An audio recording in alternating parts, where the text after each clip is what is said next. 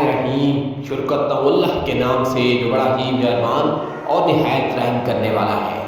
امام علی علیہ السلام کی خدمت میں ایک شخص آ کے کہنے لگا، یا علی علیہ السلام، ایسا کون سا وقت ہے جب انسان دعا مانگے اور دعا رد نہ ہو؟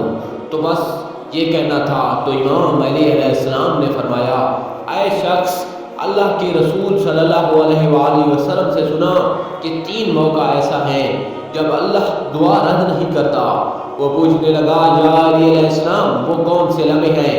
امام علی علیہ السلام نے فرمایا، جب انسان کا جسم کانپنے لگے اس وقت مانگی ہوئی دعا اللہ تعالیٰ رد نہیں کرتا۔ دوسرا، جب دل میں اللہ کا ڈر ابھرنے لگے، اے شخص، اس وقت مانگی ہوئی دعا اللہ تعالیٰ رد نہیں کرتا۔ اور تیسرا، جب انسان کی آنکھیں نم ہو جائیں اس وقت مانگی ہوئی دعا اللہ تعالیٰ کبھی رد نہیں کرتا۔ یاد رکھنا، ان تینوں حالت میں انسان کائنات کی جو چیز مانگے وہ اسے ملنے لگتی ہے، چاہے وہ صفا و مروہ جتنا سونا ہی کیوں نہ ہو۔ سبحان اللہ۔